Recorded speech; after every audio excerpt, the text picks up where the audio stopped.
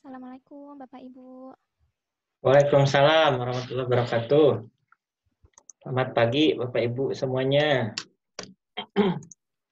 Selamat pagi, Bapak. Pagi, Pak. Ya, ketemu lagi. Tiap hari kita ketemu. Pagi sama sore. Oke. Oh, ini direkam nih. Gimana caranya? Oh, ini. Oh ya, ini langsung direkam ini sekarang. Alhamdulillah. Oke, Bapak Ibu sambil menunggu ya. Hari ini kita akan membahas terkait dengan tata surya ya, tata surya dan pemanasan global ya. Jadi hari ini kita akan bahas, kita akan review materi berkaitan dengan tata surya dan pemanasan global. Kita akan langsung saja sambil berjalan ya, sambil kita akan mulai pembahasannya. Jadi sehat Bapak Ibu semuanya. Oke. Alhamdulillah sehat, Pak. Gimana? Apa ada yang sedang di sekolah mengajar atau siapa yang sedang WFO sekarang mengajar langsung di kelas? Ada yang lagi mengajar di kelas? Ada Pak, sekarang saya lagi ngajar, cuma sudah dikasih tugas dulu. Oke. Sip Bu Putri ya. Sip lah. Oke ya, kita akan coba review dalam 1 jam ini dan berkaitan dengan tata surya ya. Jadi poin-poin penting apa saja yang harus kita kuasai berkaitan dengan tata surya ini. Oke. Sambil saya bentar. Oh, ini efek rumah kaca ada yang dari Pak Agus slide-nya. Kemudian oh ini. Oke, di sini ada video Bapak Ibu. Jadi kita coba dibuka saja.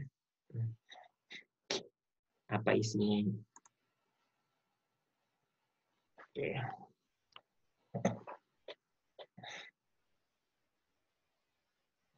Nah, ini cara anak ya, kita menggambarkan bagaimana menggambar The lintasan orbits elips of ya. planets, asteroids, and comets around the sun are not quite circular, but are in fact ellipses, with the sun at one of the foci of the ellipse. Nah, itu jadi sebenarnya lintasan dari tata surya itu sebenarnya tidak bulat, Bapak Ibu. Apa yang menyebabkan lintasan tata suryanya itu tidak bulat? Ada yang bisa Bapak Ibu menyampaikan alasannya kenapa?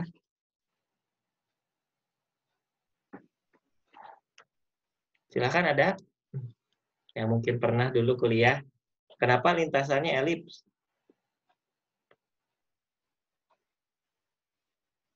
Enggak? Tidak ada. Oke, kenapa lintasannya elips ya Bapak Ibu? Karena matahari sendiri dia bergerak mengelilingi galaksi Bima Sakti. Kecepatannya sangat cepat, Bapak Ibu, 200 km per detik. Jadi bisa bayangkan ya, segitu cepatnya matahari itu mengitari galaksi Bima Sakti. Jadi dengan kecepatan itu maka otomatis ya benda-benda yang lainnya pun bakal ngikut gitu karena tertarik gravitasi. Makanya bumi ketika mendekati matahari dia akan semakin cepat ya. Ketika berputar dan menjauhi matahari dia makin lambat gitu ya. Karena memang mataharinya sendiri dia bergerak. Mungkin itu jarang gitu ya disinggung oleh guru-guru itu waktu di sekolah gitu ya. Makanya itu menjadi bagian penting juga yang harus kita ketahui. To demonstrate ellipses, Nah, with a sheet bagaimana of paper menggambar or a lingkaran corkboard, elips? stick two Kita points bisa close menggunakan together near the center of the paper. menggunakan dua nah seperti ini ya, kita bisa menggambarkan gambar elips. Nah, seperti ini. Ini contoh yang bisa Bapak Ibu gunakan untuk menggambar elips. Nah, ini tuh ya. Seperti itu caranya. Oke. Itu aktivitas yang bisa dilakukan oleh anak-anak. Nah, ini ada asteroid ya, komet. Ini isinya seperti ini. Oke. Nah, ini bisa dibuka aja. Nah, ada yang begitu signifikan. Oke. Nah, nih kita mungkin tak kenal maka taruh ya. Nah, jadi apa sih ya kalau ini kan sudah kita ketahui bersama ya. Jadi sebenarnya apa yang menyebabkan Pluto itu tidak masuk ke dalam planet ya sekarang. Sekarang ini dalam konvensi internasional itu ada dua perdebatan ya, antara International Astronomical Union ya, itu kan. Nah, itu sekarang itu tahun 2020 ini itu mencoba mendiskusikan sebenarnya Pluto itu termasuk planet atau tidak ya. Penyebab Pluto itu tidak masuk ke dalam planet itu karena memang dilihat dari karakteristiknya. Yang namanya planet itu apa sih yang membedakan planet dengan bukan planet ya. Jadi planet itu cara mudah membedakannya dengan yang bukan planet sederhana. Pertama, planet itu dia mempunyai yang paling jelas ya. Dia memiliki kejelasan. Jadi statusnya jelas, dia tidak abu-abu. Jadi planet itu dia statusnya jelas, tetangganya mana yang termasuk orbit dalamnya dan mana yang termasuk orbit luarnya. Jadi kayak Jupiter, nah di sini orbit luarnya Saturnus, nah gitu ya. Orbit dalamnya ini Mars, gitu. Nah itu ciri utama dari sebuah planet. Nah sedangkan Pluto tersendiri, nah dia orbitnya kadang menyilang. Jadi menyilang di antara planet-planet yang ada. Kadang masuk orbitnya ya ke dalam Neptunus, karena dia keluar lagi gitu. Sehingga Pluto ini dia tidak terkategori sebagai sebuah planet. Gitu ya. Itu yang pertama. Jadi dilihat dari aspek orbitnya gitu. Nah, ya. Ada juga yang menilainya itu dari gravitasinya. Gitu ya. Jadi dia mempunyai gravitasi yang cukup kuat sedemikian rupa sehingga dia mampu mempertahankan lintasan orbitnya. Tetap aja orbit disinggung. Oke. Nah, apa sih tata surya itu terdiri dari apa saja? Nah ini, jadi tata surya itu ya bermula dari matahari ya. Nah sampai terluarnya itu dia ada sabuk Kuiper, Kuiper belt. Nah, Kuiper belt itu dia lingkaran terluar dari matahari tata surya kita. Nah yang menarik di sini ya planet itu ketika kita membahas planet ya, terutama untuk yang backgroundnya dari biologi. Nah gini, jadi planet itu ada dua karakteristik. Pertama dia ada yang karakteristiknya ini di dalam itu dia terestrial, ya. Nah, kemudian yang kedua di sini. Nah ini planet contohnya yang Jovian, gitu. Nah, apa yang membedakan antara planet terestrial dan Jovian? Jadi kalau planet terestrial itu Bapak Ibu, di sini Bapak Ibu bisa melihat langsung ya daratannya. Jadi daratannya itu bisa langsung terlihat. Jadi nah daratannya itu. Nah, kalau planet Jovian, daratannya ini ya, dia tidak terlihat. Jadi Bapak Ibu hingga saat ini para ilmuwan tuh masih mencari ya petanya. Jadi peta dari planet Jupiter itu seperti apa sih? Planet dari Saturnus itu seperti apa? Uranus seperti apa? Neptunus seperti apa? Itu masih misteri. Jadi kenapa? Karena yang terlihat oleh Bapak Ibu di sini, ini itu adalah awannya. Jadi Jovian itu punya karakteristik dengan awan yang tebal. Jadi awannya dia tebal. Gitu. Nah, kenapa kok awannya bisa tebal? Ya, ini kan jadi pertanyaan ya. Kenapa awan dari planet Jovian itu dia tebal? Karena dulu ya ketika planet-planet ini terbentuk ya dari debunya matahari, debu matahari dia terlempar ya. Nah, gini. Kemudian terbentuklah planet-planet. Nah, karena semakin jauh maka intensitas matahari ya di sini ya. Jadi intensitas matahari ya. Intensitas matahari. Nah, dia terlalu rendah. Jadi intensitas cahaya matahari dia rendah karena jaraknya yang jauh gitu. Nah, karena jaraknya jauh dan intensitasnya yang rendah ya, maka dia akan mengakibatkan apa? Suhu permukaan di planet-planet ini itu sangat dingin, Bapak Ibu. Gitu.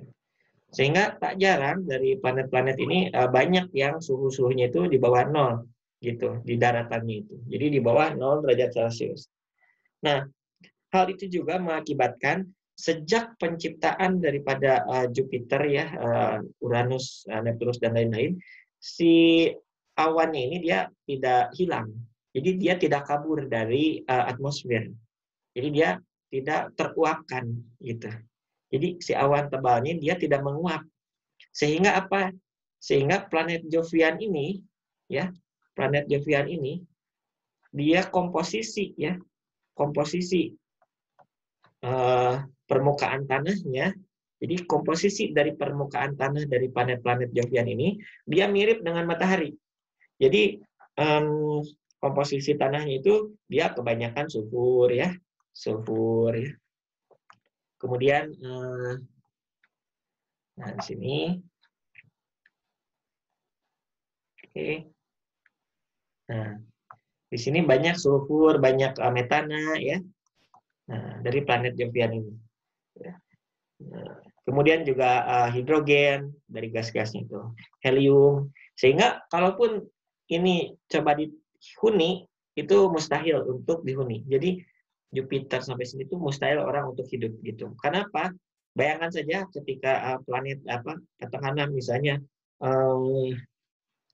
satelit ya datang ke sini, di sini udah terbakar, jadi udah masuk ke sini dia terbakar ya dalam artian kan satelit memang dibuat untuk bahan tahan panas, tapi itu mudah sekali bahan-bahan apapun yang masuk itu dia terbakar gitu. Nah, kenapa? Karena bisa bayangkan misalnya hidrogen ya, hidrogen itu kan mudah bereaksi. Jadi ketika dia ada panas sedikit, ya maka dia akan mudah tereksitasi, ya, teroksidasi, terbakar. Nah, itu karakteristik dari planet Jovian. Nah, sedangkan planet terestrial itu awannya dia tipis gitu karena panasnya di sini dekat ya dengan matahari jaraknya, sehingga dia panas gitu. Nah, awan-awannya juga dia tipis gitu, tidak sebesar planet Jovian. Makanya planet Jovian itu semuanya ini sebenarnya punya cincin. Jadi baik Neptunus dia ada cincinnya, Jupiter juga dia ada cincinnya gitu. Hanya saja tipis sehingga memang jarang digambar cincinnya. Jadi Jupiter, Saturnus, Uranus, Neptunus dia punya cincin gitu. Nah, ini yang menarik.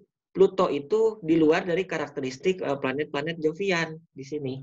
Gitu. Nah, justru Pluto ini ya ada Pluto ya. Jadi di luarnya itu jadi ada planet kerdil ya atau kita sebut dengan dwarf ya. Nah, dwarf planet ya. Nah, planet kerdil dia ada Pluto, kemudian ada Haumea, ya, terus ada Makemake. Nah, yang terkenalnya ini, yang terjauh ini ada Eris. Nah dia mempunyai karakteristik yang sama, seperti halnya asteroid, gitu. Nah ini diduga apa? Nah ini diduga dari pecahan debu-debu yang lebih kecil. Jadi lebih kecil daripada matahari ketika dia terjadi ledakan. Itu sehingga ini gaya gravitasinya juga kecil, tidak cukup untuk membuat planet itu bertahan di orbitnya. Gitu. Nah itulah yang menyebabkan dari sisi orbit dia tidak jelas ya.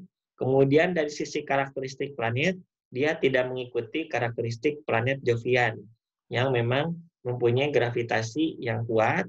Kemudian dia bisa mempertahankan orbitnya sehingga benda-benda kecil lainnya bisa bertahan di lintasan orbit ini. Jadi dia mempunyai satelit gitu.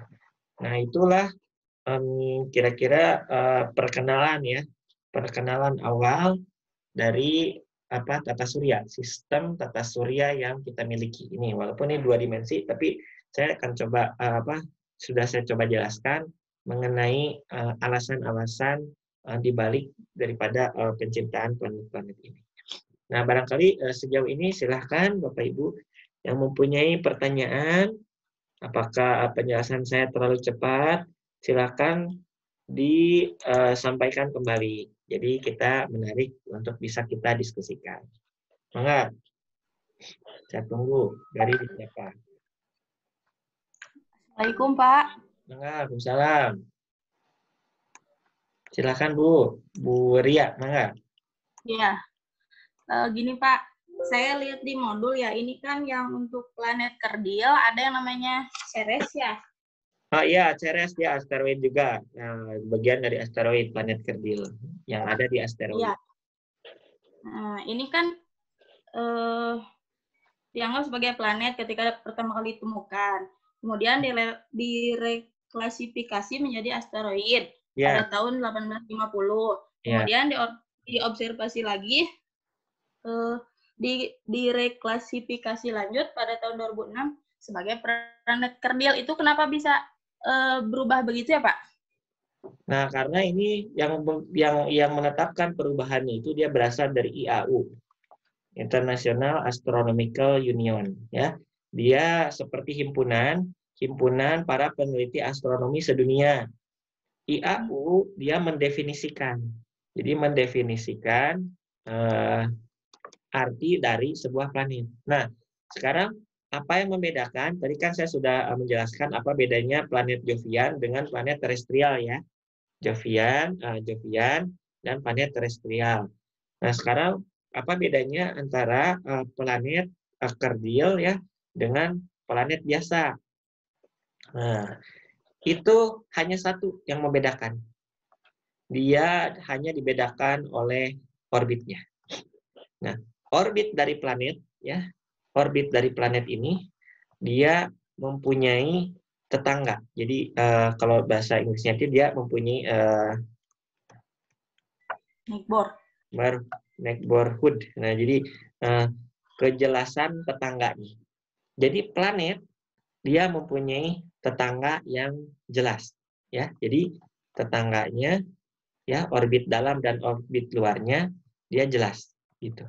Nah, sedangkan dua planet ya, orbitnya, nah dia masuk ke orbit planet-planet lain gitu. Jadi Ceres itu Bapak Ibu orbitnya tidak tetap di sini, tapi dia kadang masuk ke Mars, kadang juga mendekati bumi ketika dia melintas gitu.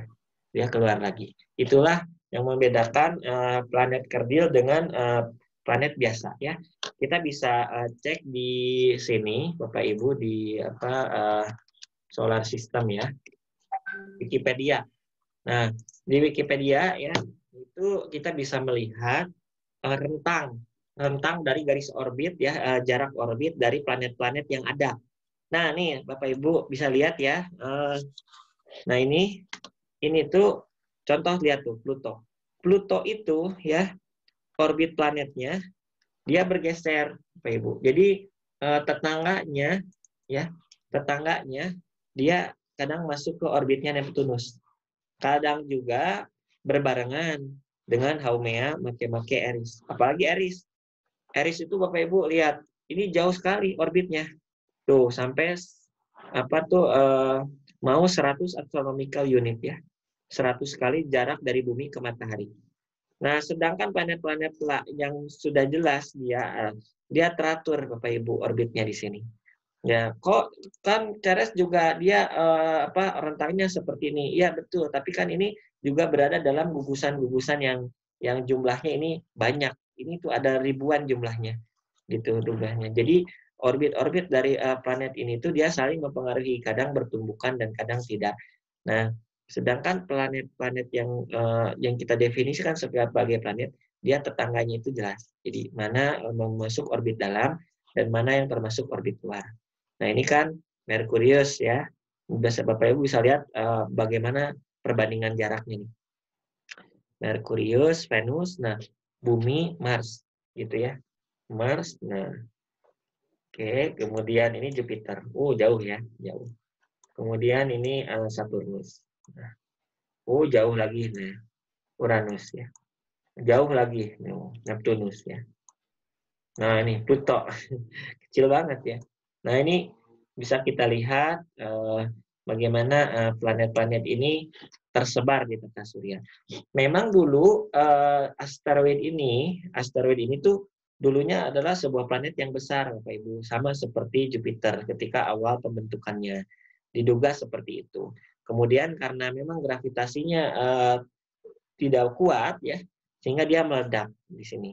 Terbentuklah butiran-butiran yang sekarang itu kita kenal sebagai asteroid. Nah, butiran ini ada dua. Ada yang tersebar antara Mars dan Jupiter, kita sebut sebagai asteroid belt atau sabuk asteroid. Nah, ada juga yang tersebarnya di bagian terjauh dari matahari. Itu namanya Kuiper belt. Jadi sabuk Kuiper gitu. Nah, mungkin bahasan-bahasan itu kadang belum sampai di buku gitu ya. Di buku yang terkini belum ada yang merevisi. Tapi namanya juga sains itu menerima perubahan. Ini setiap ada perubahan, apa yang kita yakini yang ada sekarang itu belum tentu itu yang terbaik gitu kan. Nah, bisa jadi itu ada perubahan seiring dengan penemuan-penemuan yang dilakukan oleh para ahli. Kira-kira itu jawabannya, enggak? Nah, nih kayak gini nih. Ini gambaran dari tata surya kita. Tata surya kita ini sebenarnya ukurannya kecil Bapak Ibu dibandingkan dengan galaksi kita. Jadi sebenarnya saya ada model cuma ada di HP. Jadi simulasi 3D-nya ada di HP. Tapi ini nggak apa-apa lah, 2 dimensi juga. Yang penting kita ada gambaran. Nah, ini matahari kita tuh ya begitu kecilnya lah yang gini. Nah, ini tuh pusat galaksi. Pusat galaksinya itu apa sih sebenarnya? Tengah-tengah daripada galaksi ini namanya itu adalah supermassive black hole. Jadi supermassive black hole gitu ya di sini gitu. Nah, ini galaksi kita, galaksi Bima Sakti, dan di alam semesta ini jumlah galaksi itu ada jutaan. Lantas pertanyaannya gini, bagaimana kita bisa memodelkan kok kitanya juga ada di sini kecil lantas kayak seperti ini? Ya, jangan bayangkan seperti kemarin kita melihat bumi, bagaimana tahu isi bumi, wah dipotong gitu. Jadi cara pandang kita mah harus diperbaiki gitu kan. Jadi banyak cara yang bisa kita gunakan untuk menilai misalnya posisi rumah kita. Karena katakanlah analoginya rumah kita. Kita ingin melihat bentuk rumah kita, sedangkan kitanya nggak bisa keluar dari rumah kita. Maka cara sederhana untuk bisa kita memodelkan bentuk rumah kita adalah dengan melihat karakteristik ya rumah-rumah tetangga kita. Karena rumah-rumah tetangga kita itu bisa kita amati gitu secara langsung. Bagaimana bentuknya? Oh, ternyata galaksi itu dia memiliki cincin. Ada cincin Sagittarius ya. Macam-macam ini ya cincinnya itu ya.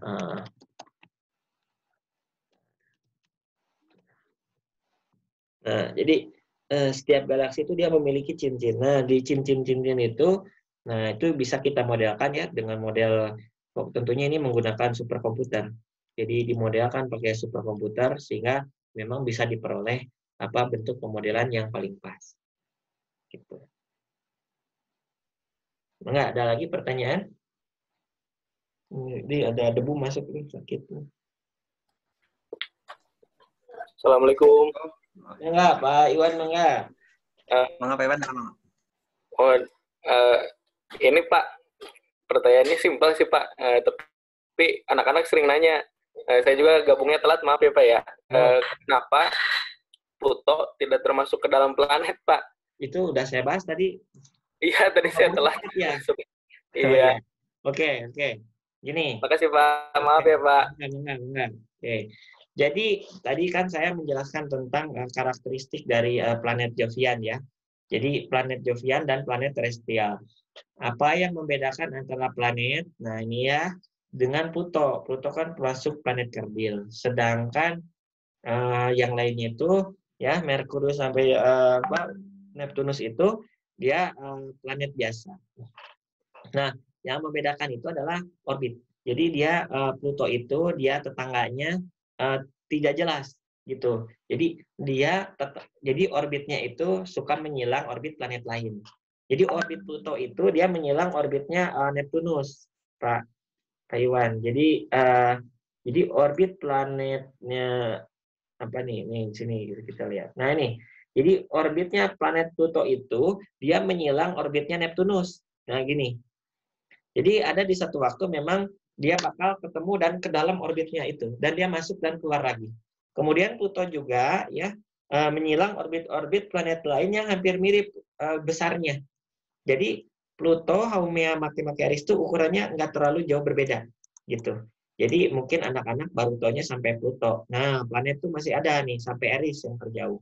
Jadi kalau kita hafalkan Merkurius, Venus, Bumi, Mars ya, Ceres, Jupiter, Saturnus, Uranus, Neptunus, Pluto, Haumea, ya, Makemake, Eris. Nah ini lihat keempat planet ini orbitnya menyilang, Bapak Ibu. Jadi kadangkala orbitnya ada di sini, kadangkala dia keluar. Kenapa orbitnya bisa menyilang? Pertanyaannya gitu kan, begitu. Karena gravitasinya kecil. Jadi gravitasi yang dimiliki oleh Pluto itu kecil, sehingga karena kecil maka inersia ya kita bilang kan kalau fisika kan hukum Newton ya, hukum Newton sigma F sama dengan ma gitu kan, hukum Newton kedua. Nah ketika masanya kecil ya dan dia ditarik oleh matahari, dia menghasilkan percepatan gravitasi yang lebih besar terhadap matahari, sehingga orbitnya dia mendekati Neptunus gitu. Tetapi ketika Pluto menjauhi matahari ya maka ada kecepatan lontaran kan. Nah tapi karena memang gravitasinya kecil ya, nah dia terlempar jauh menjauhi matahari ya, sehingga orbitnya ini bertumpuk dengan Haumea, Makemake, Eris kayak gini gitu. Jadi karena ukurannya yang kecil ya dibandingkan dengan planet-planet yang dimiliki oleh Jovian seperti ini, maka momen inersia kita bilang kan momen inersia ya. Jadi kelembaman Pluto itu kecil gitu. Ibarat kita ngangkat ember ya 1 kilo dengan ember 100 gram gitu kan. Tentu yang 100 gram tuh gampang ditariknya, yang nariknya itu matahari gitu kan. Kalau itu kan ditarik sama kita. Nah, kita lempar itu ember gitu kan. ngelempar ember yang 1 kilo sama ngelempar ember yang 100 gram, tentu yang ngelempar ember 100 gram itu akan lebih jauh gitu lemparannya dibandingkan dengan lemparan ember yang cuma dengan yang 1 kilo kan, karena yang 1 kilo kan berat. Nah, yang berat itu dia planet-planet ini, Jovian. Jadi Saturnus, Jupiter, Uranus, Neptunus itu dia kuat, stabil gitu, lembam. Jadi ketika kayak mobil misalnya, dia melibas jalan-jalan yang berbatu gitu kan. Sekarang naiknya mobil Alphard gitu kan, gede gitu kan. Melintas jalan-jalan yang rusak, nggak kerasa orang di dalamnya gitu. Tapi ketika kita naik motor Beat gitu kan, ada batu kerikil sedikit ya ikut goncang gitu.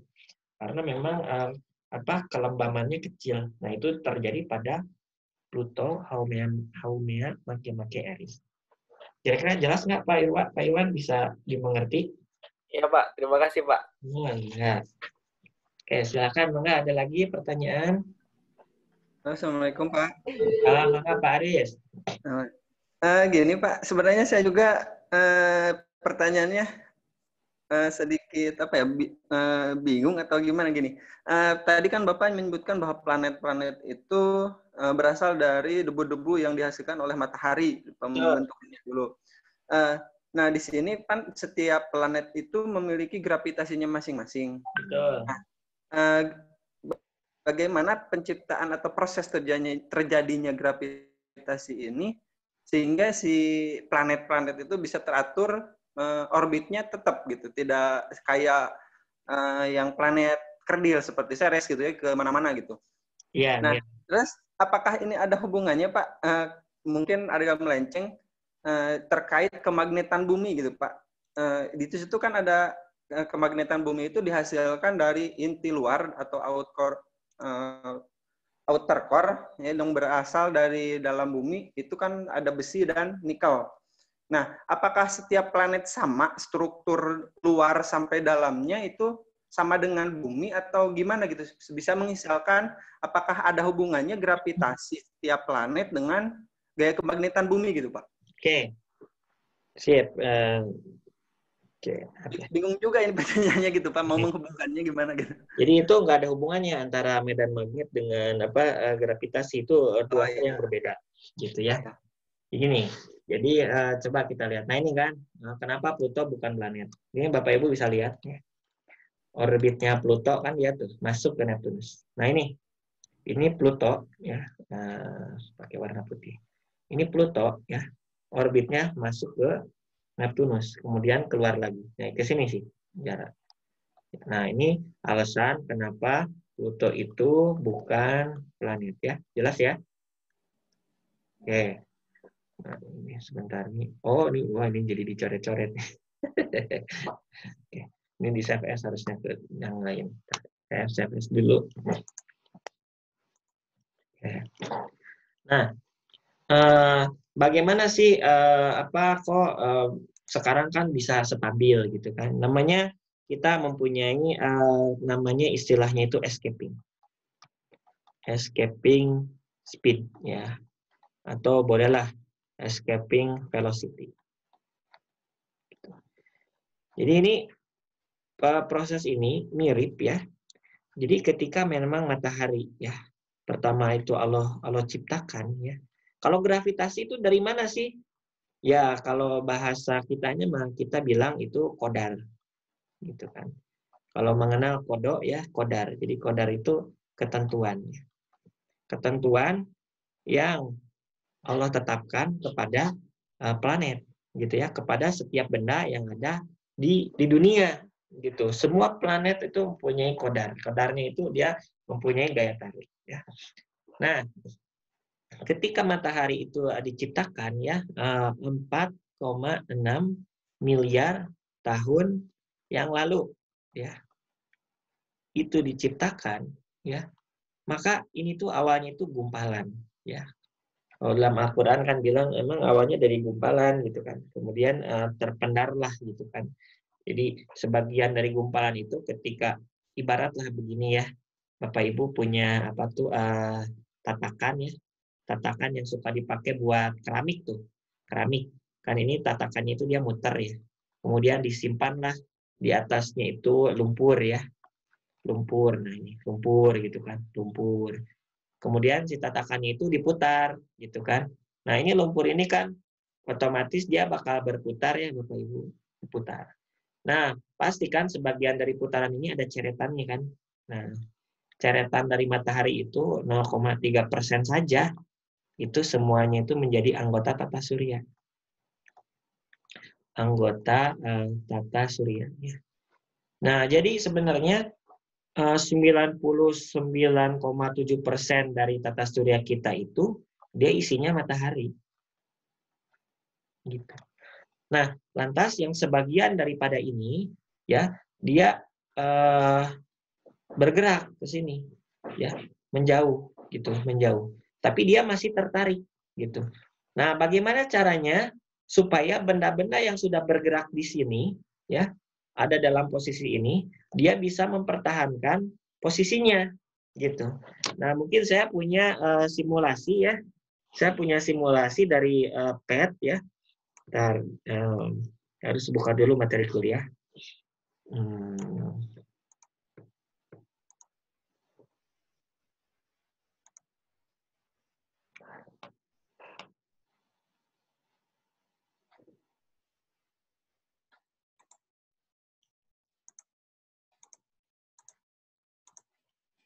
Sini.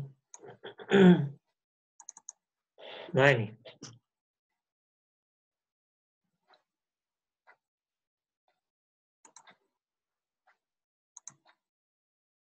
Nah ini Bapak Ibu. Jadi ketika si ceretannya itu dia bergerak, kenapa dia tetap berputar? Karena ketika awal diciptakan semua bendanya itu memang diputar gitu kan. Jadi ketika Allah bilang kun fayakun, memang semua benda yang ada di luar angkasa ini kan memang Allah putar gitu ketika terjadi Big Bang itu, sehingga semua planet-planet itu dia berputar gitu, bergerak memutar gitu. Nah, si putarannya itu ketika dia menjauh ya, menjauh, maka otomatis ya, kalau kita ibaratkan kecepatan sudut ya, jadi kecepatan sudutnya itu mengecil gitu, melambat gitu, melambat. Nah, dia melambat sampai suatu titik ya, mencapai titik keseimbangan. Jadi mencapai titik keseimbangan. Nah, ini ketika dia mencapai titik keseimbangan, maka dia terbentuklah orbit yang orbitnya itu tetap. Seperti ini contohnya. Dia terbentuk titik keseimbangan yang membuat si orbitnya itu tetap gitu. Jadi dia bergerak makin cepat ketika mendekati dan makin lambat ketika menjauhi. Kenapa seperti ini Bapak Ibu? Karena pada kenyataannya baik matahari maupun planet kan interaksi Newton itu dia saling tukar menukar. Artinya gini, matahari menarik planet, planet juga menarik matahari. Tetapi matahari juga ditarik gravitasi, gravitasi juga menarik matahari. Nah, kira-kira kayak gitu. Jadi saling menukar. Nah, kalau ketika Allah ciptakan ini ya, nah ini pada suatu titik memang si kecepatannya itu masih kurang kayak gini, maka dia akan menyesuaikan diri. Nah, kadang menyesuaikan dirinya itu dia balik lagi ke matahari ya. Jadi dia bisa saja balik lagi ke matahari. Nah, ini kan ketika kecepatannya lebih pelan gitu ya. Nah, gini. Ketika kecepatannya itu terlalu pelan ya, dia akan seperti ini terjadinya gitu. Nah, namun jika lebih pelan lagi, mungkin kita bisa lihat fenomena yang lain gitu. Nah, itu. Jadi benda-benda langit yang ada di luar angkasa itu dia bisa balik lagi ke matahari. Jadi tertarik gravitasi dan terjadilah kiamat gitu kan. Kira-kira kayak gitu ya untuk planet itu. Nah, kalau sistemnya itu lebih banyak ya, misalnya melibatkan banyak hal, misalnya seperti ini. Ada bulan, ada bumi, ada matahari, bahkan mungkin bulan sendiri juga dia awalnya anggota dari bumi. Gitu ya. Sebagiannya dia terpecah dan terbentuklah bulan. Gitu. Nah, ini juga terbentuk dari sebuah keseimbangan antara kecepatan dan gravitasi. Gitu. Kalau saya bisa turunkan persamaannya, tapi itu membuat teman-teman yang background-nya bukan dari fisika itu jadi nggak enak gitu ngelihatnya gitu kan. Terlalu teoritis gitu. Nah, kalau saya visualisasikan, mungkin gambarannya bisa membuat Bapak Ibu lebih paham. Nah, coba kita lihat ya, apa yang terjadi kalau bulan itu kecepatannya berbeda. Jadi dia kecepatannya itu tidak pas gitu. Nah, oh hilang, kabur. Jadi bulannya kabur dari bumi gitu. Nah, tuh itu dia balik lagi itu kayak begitu. Jadi planet-planet itu di luar angkasa itu memang gerakannya itu bergantung pada interaksi gravitasi dari satu benda ke benda lainnya. Sehingga semua planet itu atau benda langit itu dia bergerak gitu. Nah, apa yang terjadi jika ini lebih cepat gitu kan? Dan buminya dia lebih lambat atau katakanlah dia barengan kayak gini kan? Maka kita bisa lihat bulan itu akan menabrak bumi. Ya. Nah, gini maka tentu bulan akan seluruh makhluk yang ada di luar angkasa, yang ada di bumi dia musnah gitu. Sederhananya gini, kalau kiamat itu ya ingin direkayasa oleh manusia ya, istilahnya bumi itu ingin hancur, ya tembak aja bulan sama nuklir gitu. Jadi tembak ya, ditembak dari sini bulan sama nuklir, maka bulan itu ada dua kemungkinan. Pertama bulannya kabur ya, atau kedua bulannya nubruk bumi ya. Kalau bulannya kabur mungkin yang terjadi setahun nanti nggak akan 365 hari ya. Karena nanti orbitnya akan menyesuaikan kembali orbit bumi. Tapi yang kedua cilaka gitu kan. Semua makhluk yang ada di bumi musnah gitu kalau bulan itu kita tembak. Jadi itu apa ya, bercandanya lah ya, bercanda joke-nya itu. Kayak gitu. Nah, ini bahkan kalau planetnya itu nih lihat ada dua ya. Ada dua bintangnya, maka putaran planet itu bakal menjadi unik gitu. Nah, ini. Nah, dia seperti ini. Indah gitu kan. Nah, dan di luar angkasa itu banyak yang planetnya itu, yang mataharinya itu nggak satu. Jadi ada yang mataharinya 5 gitu. Jadi dalam satu solar system ya, dari satu tata surya itu ada yang mataharinya 3 gitu, ada yang 7 bahkan. Jadi kita bisa melihat sistem-sistem yang berbeda seperti ini. Nah, kalau kecepatannya itu tidak pas kayak gini, maka jadi kacau biasanya. Gitu. Mendingan kalau ini. Nah, itu kan tuh nabraknya planetnya. Gitu. Nah, kira-kira penjelasan saya bisa dipahami nggak Pak Aris? Iya Pak. Oke. Silakan, ada lagi yang perlu kita diskusikan? Menarik kan diskusinya? Lagi satu Pak. Enggak. Gini, ini terkait bintang ya Pak. Karena matahari itu kan salah satu bintang. Nah, bintang-bintang atau rasi bintang yang kita lihat itu dari bumi, itu adalah contohnya seperti matahari bintangnya itu ya Pak? Iya. Yang rasi bintang itu yang Bapak Ibu lihat rasi bintang ya. Di sini kita bisa lihat rasi bintang. Jadi yang Bapak Ibu lihat rasi bintang itu belum tentu matahari. Belum tentu satu bintang gitu. Jadi kadang-kala yang Bapak Ibu lihat itu memang satu galaksi. Jadi yang menjadi tatanan rasi bintang itu sebenarnya bukan kita sebut itu satu matahari. Jadi yang Bapak Ibu lihat misalnya di satu titik ini, kita pikir itu matahari ya. Ini kan satu matahari. Tapi ada kalanya yang terang di langit itu bukan satu matahari, tapi memang satu galaksi gitu, satu galaksi. Itu misalnya gini kita coba gunakan ini. Nah, kalau di Bandung bahkan di Lembang itu nggak jelas. Kalau saya pulang ke kampung ya, ke Sumedang di pinggir gunung, itu malam tuh terlihatnya itu hampir persis kayak begini. Jadi saya hampir melihat ada ratusan bintang setiap malam karena memang bebas dari polusi. Nah, ini kalau Bapak Ibu lihat di sini, ini Milky Way. Jadi karena memang kita berada di jalur tumpahan susu. Nah, dibilang tuh jalur tumpahan susu itu karena memang seperti tumpahan susu di langit. Jadi warnanya putih kayak debu banyak, ternyata ini adalah rumah kita. Rumah kita bersama di sini. Ya, barengan. Kita berada di anggota ini yang ukurannya sangat besar. Nah, sedangkan tempat-tempat lain, bintang-bintang yang ada di luar di sini, itu memang bisa jadi memang di luar dari galaksi kita juga, gitu ya. Di luar dari galaksi kita dan kita bisa melihat bintang di tempat-tempat yang berbeda. Gitu. Nah, kadang-kadang kalau galaksi kita M1, nah, gitu kan itu nebula gitu ya. Nah, ini kan kadang nggak begitu kelihatan. Nah, ini kita bisa lihat nebula. Nah, di luar angkasa kayak gini. Dan juga M2. Nah, Nah, gini. Ini juga apa? Globular cluster. Jadi ini satu galaksi. Bisa lihat. Ya. Kita juga bisa apa? Crab.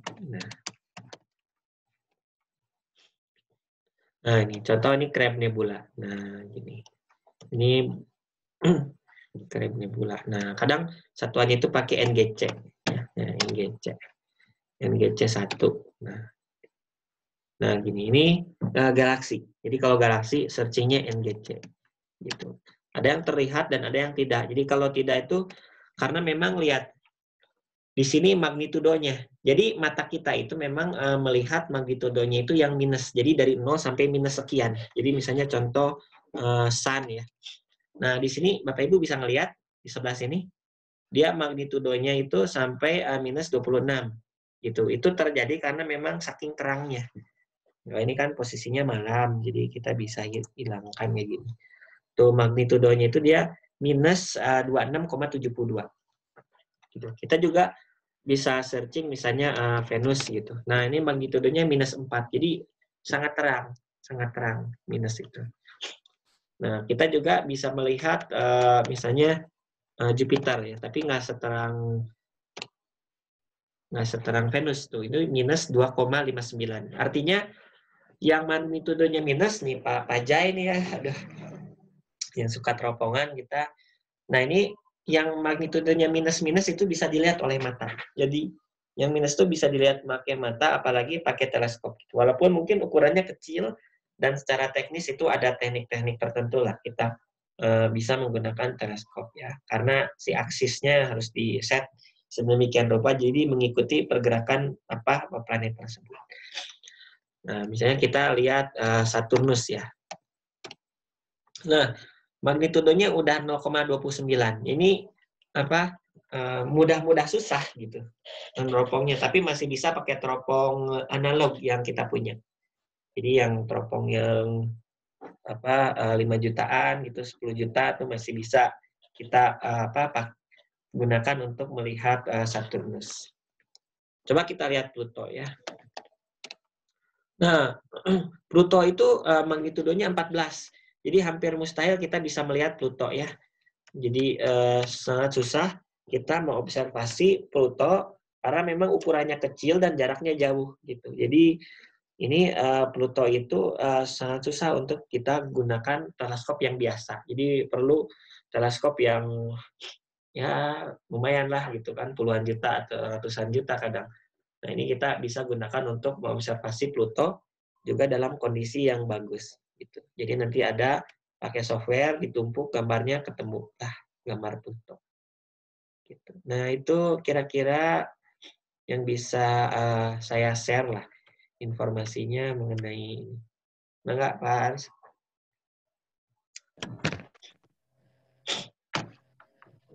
Ada lagi yang perlu kita diskusikan?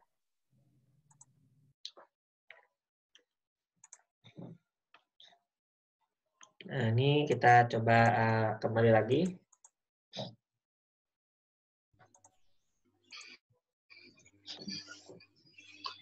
Assalamualaikum, Bapak. Warahmatullahi wabarakatuh. Bu Lilis, semangat. Iya, mohon maaf. Tadi masuk agak terlambat, jadi saya nggak tahu ini pertanyaan saya sudah dijelaskan oleh Bapak atau belum. Tapi saya suka sering melihat itu, Pak, baca di buku, kadang ditampilkan di situ diameter matahari berapa, kemudian diameter planet-planet yang lain berapa. Nah, yang saya tanyakan, itu para peneliti bagaimana ya, Pak, mengukur diameter matahari? Mungkin itu saja, Pak, pertanyaan dari saya. Terima kasih.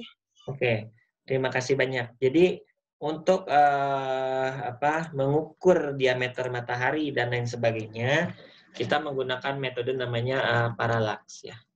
Parallax method in astronomy. Jadi menggunakan parallax itu kita menggunakan sudut Bapak Ibu. Jadi kita memang sebelumnya sudah mengetahui beberapa informasi yang kita perlukan. Nah, cara untuk mengukur ya menggunakan metode parallax itu bisa dengan pendekatan waktu ya atau juga dengan alat yang canggih. Jadi contoh misalnya kita ingin menggunakan metode paralak untuk mengukur matahari kayak begini. Maka yang perlu Bapak Ibu lakukan adalah kita menunggu setengah tahun. Jadi menunggu setengah tahun Bapak Ibu, kita misalnya ini ya. Kalau ini mengukurnya bintang ya, bisa aja kita gunakan juga ini matahari. Jadi ini bulan gitu ya. Kalau matahari itu misalnya gini. Kalau kita melihat matahari ya, kita bisa menggunakan acuannya ini bulan gitu. Jadi ini bulan, ini bumi, ini matahari gitu ya. Sekarang kita lakukan observasi ya. Contoh sederhananya kita tanggal nih. Kita lakukan observasi tanggal 1 gitu ya. Tanggal 1 jam 7 malam gitu. Maka kita lihat bulan ya. Tapi harusnya bulannya juga ketika nggak bulan purnama. Kalau bulan purnama kan nggak kelihatan mataharinya. Jadi ketika pasca bulan barulah sedikit ya bergeser ya, ketika bulannya itu bulan sabit gitu ya, kita bisa lihat ya pada jam tertentu ya, pada waktu tertentu ya, pada tanggal tertentu. Nah, kita lihat sudutnya antara kita observer, kemudian bulan, kemudian ini matahari. Oke. Kemudian pada waktu yang lain ya, kita nunggu setengah bulan kemudian di jam yang sama, ini ada bulannya, kemudian kita lihat matahari. Berapa sudutnya? Nah, sudut ini kita bisa gunakan untuk menentukan jarak ya, jarak dari kita ke matahari gitu. Jadi jarak dari kita ke matahari itu bisa kita tentukan. Ini kan pakai Pitagoras ya. Pitagoras. Kita tahu jarak awalnya itu dari kita ke bulan, udah tahu. Jadi kita nanti bisa ngukur jarak kita ke matahari. Gimana cara ngukur jarak kita ke bulan? Caranya ya kita ada di bumi, kita juga sama lihat bulan. Kita minta teman kita yang ada di Amerika pada jam yang sama lihat bulan, berapa beda sudutnya ya. Nah, di sini kita bisa menggunakan sudut ya. Jadi di dalam astronomi itu kita menggunakan trigonometri. Jadi kita mengenal namanya sistem altazimut. Jadi berapa altitude-nya, berapa derajat, kemudian azimutnya berapa derajat. Gitu. Nah, posisi kita yang ada di bumi itu kita menentukan azimutnya berapa, altitude-nya berapa. Kemudian yang kita ketahui sekarang jarak dari kita ke Amerika berapa, ya itu kan diameter bumi ya, 6.350 dikali 2. Kemudian kita melihat berapa perbedaan ya azimut dan altitude yang dilihat pada jam yang hampir sama ya. Kita misalnya mau maghrib gitu kan, mereka itu mau subuh gitu kan. Nah, berapa perbedaan derajatnya, sudutnya berapa. Jadi kita bisa mengukur jarak dari bumi ke bulan. Nah, setelah kita tahu jarak dari bumi ke bulan, kita mengukur dari bumi ke matahari. Nah, setelah kita tahu jarak dari bumi ke matahari, kita mengukur jarak dari matahari ke planet lain yang ada di luar angkasa. Nah, itu cara yang pertama. Nah, cara yang kedua, kita bisa mengukur ya menggunakan teleskop yang lebih canggih. Sehingga sudut ya antara ujung kiri kanan dari planet itu kita bisa ketahui. Nah, kalau kita bisa tahu jarak dari kita ke planetnya, maka kita juga bisa mengetahui diameter dari matahari, gitu kan? Kan dalam trigonometri itu kan kita mengenal yang namanya sudut ya. Dari mana sih kita mengenal theta gitu kan? Nah, sebentar. Nah, sedangkan kayak begini. Ini kan kita tahu kan, nah kita kan melihat sebuah objek gitu kan dari sini. Nah, kita kan ke sini ya. Nah, kita kan ke sini. Nah, di sini kan kita bisa mengetahui sudutnya berapa gitu. Nah, kita juga mengetahui jarak dari sini ke sini berapa gitu kan, R. Nah, S ini tuh kan S-nya kan ya. S. Nah, ini S. Nah, S itu bisa diketahui dengan cara apa? R dikali theta kan. Nah, R dikali theta. Nah, kita tahu sudutnya berapa, kemudian kita tahu jarak dari kita ke matahari berapa, maka kita bisa mengetahui di sini berapa diameter matahari. Diameter matahari. Nah, itu cara yang cara yang manual. Jadi ibaratnya itu cara yang kuno. Nah, cara yang lebih canggihnya kita menggunakan namanya itu spektroskopi. Namanya kita menggunakan astronomical spectroscopy.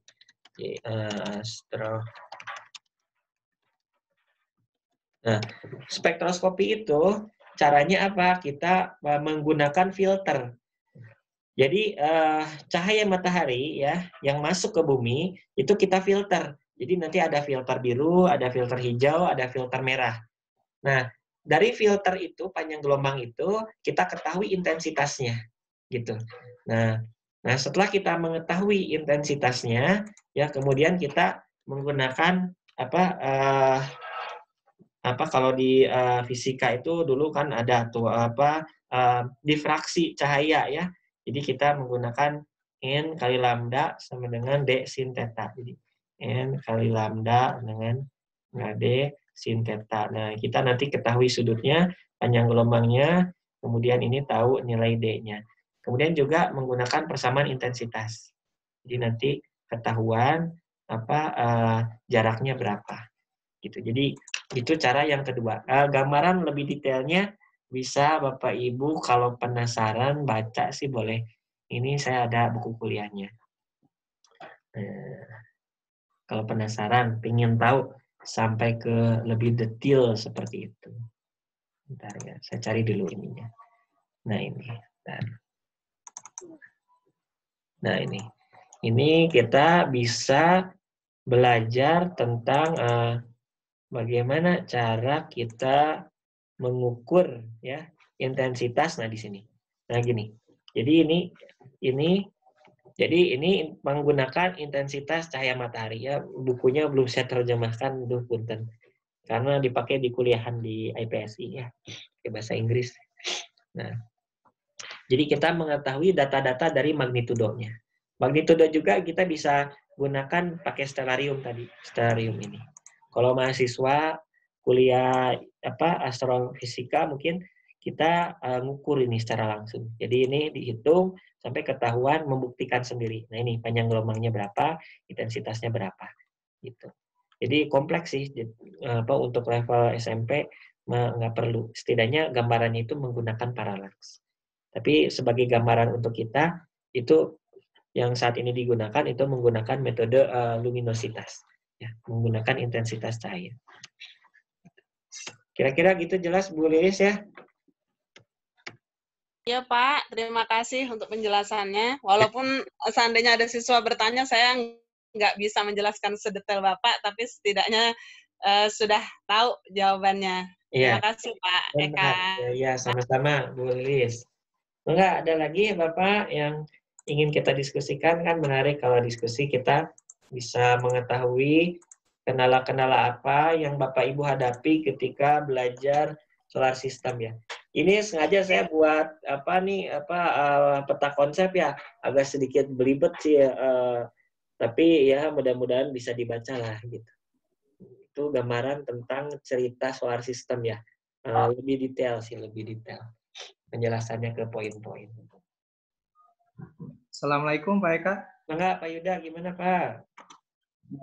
Pak, saya mau saya mau perjelas lagi Pak terkait itu posisi bulan terhadap bumi dan peristiwanya Pak. Tolong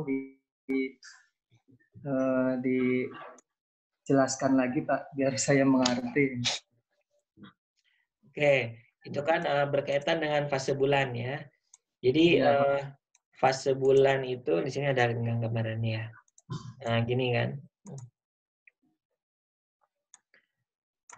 Nah, ini kalau menggambarkan fase bulan kayak begini kan sebenarnya ini dalam satu sisi juga sedikit membuat anak miskonsepsi ya. Karena yang ada di gambaran anak mungkin berbeda dengan apa yang ada dalam pikiran kita ya.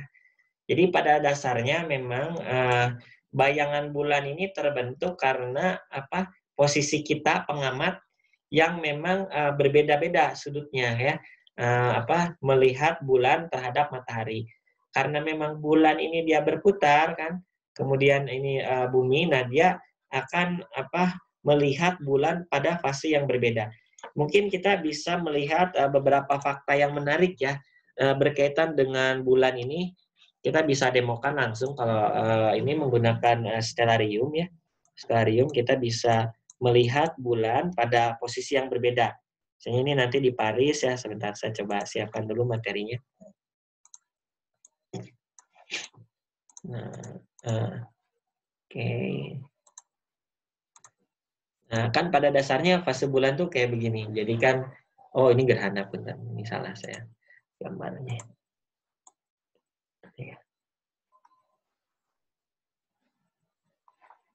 Oke, langsung saja di ini. Nah ini, kita coba berpindah tempat ya, lokasinya nih. Kita coba jalan-jalan ke negeri yang berbeda ya. Kita mulai dulu aja yang paling mudah dari Indonesia. Kita ke Bandung. Kita ke Bandung. Nah ini kan jamnya sekarang pukul 9 ya. Pukul 9 lebih 1 ya. Kita coba lihat bulan sekarang ada di bawah tanah ya. Kita hilangkan aja tanahnya karena ini model jadi gampang. Nah, hilangkan. Nah, ini malam aja kelihatannya. Nah, ini fase bulan yang bisa kita lihat di waktu sekarang. Nah, sekarang kenapa kok bulan seperti ini? Karena lihat aja di sebelah situ ada matahari ya. Sebelah sini ada matahari. Nah, di sini ada matahari kan? Jadi bulan ini ya pada dasarnya cahayanya itu adalah pantulan dari matahari. Buktinya apa? Cahaya dari bulan itu selalu menghadap wajahnya itu ke matahari, gitu ya. Jadi kenapa bulan itu bukan bintang gitu. Walaupun menghasilkan cahaya tapi dia pantulan dari matahari. Begitu juga bumi, kalau dilihat dari bulan ya sama. Jadi nanti ada fase bumi ya. Nah, sekarang apa jadinya jika waktunya itu berbeda gitu kan? Waktunya itu bergerak. Nah, tentunya, gini, sedikit berubah-ubah gini. Nah, begini. Jadi kalau lebih cepat, nah begini. Ini fase bumi, fase bulan. Sebenarnya fase bulan tuh lihat tuh ada goyang-goyang juga ya, bergoyang tuh. Jadi wajahnya bergoyang relatif dilihat dari bumi. Kenapa kok bisa terjadi seperti itu? Karena memang bumi sendiri ketika dia bergerak kan dia punya sudut kan ya, sudut ekliptik ya, 23,5 derajat. Sehingga pergerakan itu membentuk sudut ya terhadap bulan, dan bulan juga dia membentuk sudut Bapak Ibu 5 derajat terhadap bumi yang mengakibatkan tidak setiap bulan purnama itu gerhana bulan gitu. Karena adanya perbedaan sudut ya, sehingga rentangnya itu kira-kira 23,5 ditambah 5 derajat atau 23,5 kurang 5 derajat gitu kan. Nah, itu yang menyebabkan nanti bayang-bayang umbra bumi itu kadang menembus bulan, kadang juga tidak gitu. Nah, seperti itu ya. Jadi itu gambaran daripada fase bulan, dan kita bisa melihat wajah bulan dalam bentuk yang berbeda ketika memang kita berada pada posisi yang berbeda. Gini nih, misalnya ini gambar bulan gini kan Bapak Ibu. Kitanya sekarang ada di Bandung ya. Apa jadinya kalau kita berubah? Ya, apa jadinya kalau kita berubah dan lihat bulan? Nah, jadi kita lihat bulan ya di Australia ya. Kita lihat bulan di Australia itu kan gambar hitamnya ada di bawah ya Bapak Ibu. Sedangkan kita lihat bulan ada di Rusia, kita ada di atas gambar hitamnya. Ini kenapa coba bisa begini? Jadi ini tuh sebenarnya kita ingin membuat bantahan ya terhadap orang-orang yang nggak mau mendengar ya, para pengemban teori flat earth ya. Nah, ini membuktikan kalau bumi itu bulat gitu. Jadi membuktikan bumi bulat yang itu tidak harus juga dengan kita melihat atau keluar angkasa pakai mata gitu kan. Banyak cara untuk kita bisa melihat bahwa bumi itu bulat. Karena ini posisi pengamat berbeda. Ini kan pengamat ada di belahan bumi bagian selatan, melihat bulan seperti ini. Ketika kita pengamat berada di belahan bumi utara, melihat bulan itu pada posisi yang terbalik. Gitu. Jadi ini tuh terbalik nih. Ini kelihatan sangat berbeda. Jadi terbalik oleh pengamat yang melihat dari posisi yang berbeda. Gitu. Kalau gambaran sederhananya mungkin kita gambarkan kayak begini. Ini bumi gitu kan. Nah, pengamat di belahan kutub utara ya. Ini kan kutub utara kayak gini. Nah, gitu kan. Ini melihat angka 1 kan. Nah, angka 1. Di utara itu melihat angka 1 ya angka 1 kayak begini. Sedangkan pengamat yang ada di selatan dia kan sebenarnya kepalanya kebalik kan dibanding yang utara. Jadi dia melihat angka 1 itu garisnya jadi terbalik. Jadi pengamat yang di bawah, dia akan melihat angka 1 itu seperti ini, kebalik. Itulah mengapa kita melihat bumi ya dengan keadaan yang berbeda. Dan ini mungkin jarang kita sadari ya. Jarang kita sadari ya. Nggak begitu kita sadari keberadaannya. Itu Pak Yuda. Enggak. Terima kasih, Pak. Iya. Dan bersih dulu, Mak. Pak Robinson, apa? Oh, ya Pak. Saya ada mau bertanya nih, Pak. Kalau tadi tentang bulan, jika dilihat dari posisi yang berbeda, nah sekarang kalau bulannya dilihat dari posisi yang sama, dari daerah yang sama gitu, Pak. Oke. Kalau daerah yang sama, terus, kita buktikan. Terus bagaimana kan ada pernyataan, ada konsep yang mengatakan bahwa tampilan bulan itu adalah sama yang kita lihat dari bumi setiap saat. Betul, betul. Nah, terus itu diakibatkan oleh skala rotasi bulan sama dengan revolusinya ya, Pak. Makanya kelihatannya permukaan bulan itu selalu sama gitu ya, Pak. Nah, yang menjadi pertanyaan adalah kok bisa permukaan bulan itu penampakannya selalu sama dari bumi, dari tempat yang sama, di mana bumi itu sambil berputar juga dia. Nah, kalau tadi skala rotasi bulan sama dengan skala revolusinya. Kalau kita menganggap menganggap bumi itu berhenti tidak berputar, mungkin itu bisa diterima bahwa permukaan bulan yang kelihatan dari bumi selalu tampak sama. Apabila dianggap buminya berhenti tidak berputar. Nah, kalau buminya kan berputar pada porosnya, tapi di samping dia waktu rotasi bulan sama dengan revolusinya, bagaimana bisa terjadi Pak permukaan bulan itu bisa kelihatan selalu sama dari bumi yang sambil berputar pada porosnya gitu Pak? Oke, kalau bumi berputar pada porosnya itu juga Bapak bisa melihat kalau posisi bulan itu berubah kan, azimutnya kan, azimutnya itu dan altitudenya itu dia berubah. Buktinya Bapak lihat makin malam kan makin menengah. Bapak lihat bulan jam 7 malam kan mungkin ada di atas tanah sedikit. Nanti jam 12 malam ketika bulan purnama Bapak lihat bulan ada di atas kepala Bapak gitu. Nah, itulah penyebab dari bumi itu berputar gitu kan, karena bumi itu berotasi ya, berputar pada porosnya sehingga menyebabkan relativitas kan ya, gerak relatif gitu kan, gerak relatif bulan terhadap pengamatan Bapak.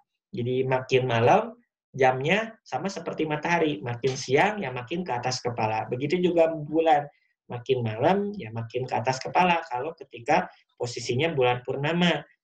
Nah, sekarang gimana kok kita bisa melihat bulan dengan wajah yang sama gitu kan? Nah, ini kan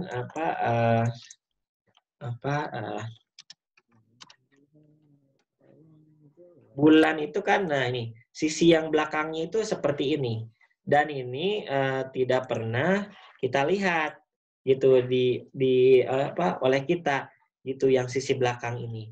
Sebenarnya ini mengindikasikan kalau, nah ini kalau ibaratkan kita itu inilah saya punya madu gitu kan, punya madu. Nah, berputar terhadap saya gitu kan di sini.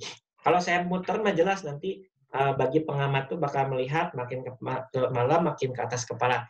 Nah, sekarang kita mengamati pada jam yang sama tapi harinya berbeda gitu. Ketika jam yang sama harinya berbeda, maka masih tetap ya bulan itu wajahnya itu sama, cuma yang membedakan fase bulannya berbeda gitu karena ada bayang-bayang yang ya karena bulan juga dia menghadap bumi ke matahari. Jadi yang kita lihat itu ya fase bulan yang mulai dari bulan baru hingga bulan purnama dan balik lagi ke bulan baru. Nah, tapi lihat bulan ini kan dia mengitari bumi. Nah, wajahnya itu sama gini kan. Nah, wajahnya itu sama gini. Nah, sekarang anggap Bapak ada di bulan. Nah, ketika Bapak itu ada di bulan, ya, maka ini juga sebenarnya bulan itu berputar. Jadi dia tuh berputar, ya, berputar, tapi di samping putaran itu dia selalu melihat bumi. Jadi orang-orang yang ada di wajah sini, dia selalu melihat bumi, Bapak Ibu. Jadi kalau Bapak duduk di sini, ya, sambil di pantai, anggaplah ini ada pantai, melihat bumi sepanjang hari ada aja terus itu di atas kepala di sini nih. Ini nggak pernah turun-turun gitu dan nggak pernah naik-naik. Tapi orang yang ada di sini di belakang ini tidak pernah melihat bumi gitu.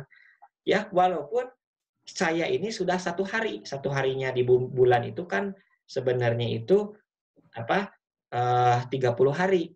Jadi jadi siangnya itu berapa lama di bulan? Siangnya di bulan itu adalah 1 bulan gitu. Ya, punten.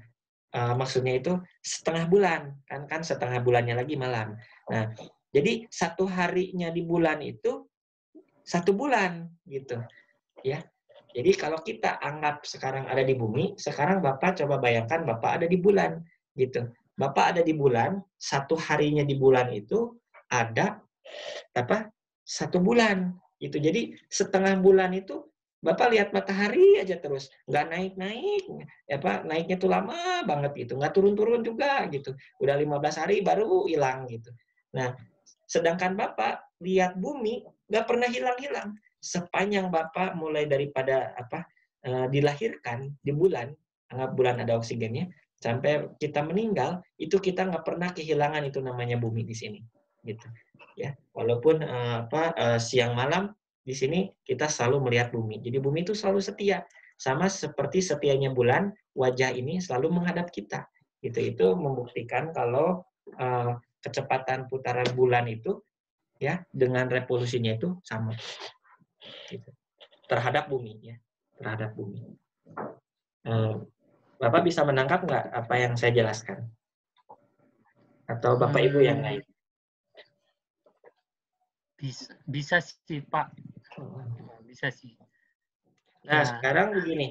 Gimana kalau posisi kita berbeda gitu kan? Kita lihat bulan pada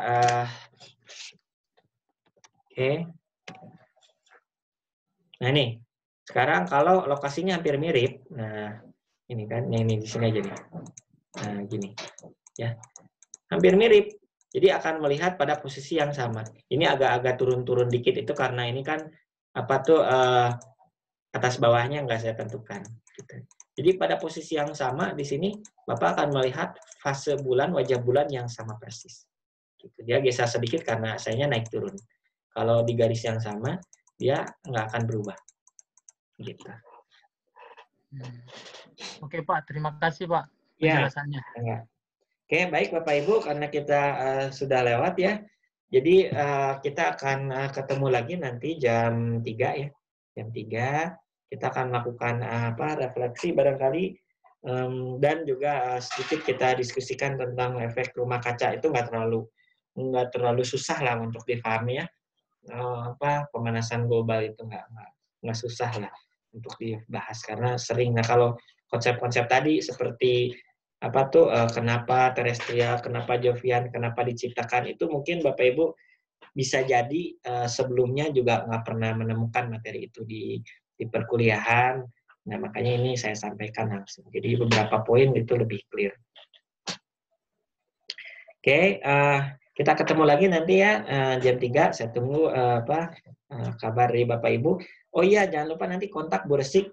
Takut nanti kita harus menggunakan yang big blue button ya sesuai dengan jadwal yang ditetapkan oleh Kemendikbud. Jadi nanti coba minta tolong kontakkan Pak Jaya tadi yang suka nelpon saya atau siapa tadi saya lupa. Nah, untuk mengonfirmasi ke Bu Resik ya. Oke, baik, terima kasih Bapak Ibu semuanya atas kehadirannya. Selamat bertugas kembali dan mengajar di sekolahnya masing-masing. Ya. Oke. Terima kasih, Ya. Pak. Assalamualaikum warahmatullahi wabarakatuh. Terima kasih, Pak. Waalaikumsalam warahmatullahi wabarakatuh. Terima kasih, Pak. Ya. Terima kasih, Pak. Terima kasih, Terima Pak. kasih, Pak. Ya.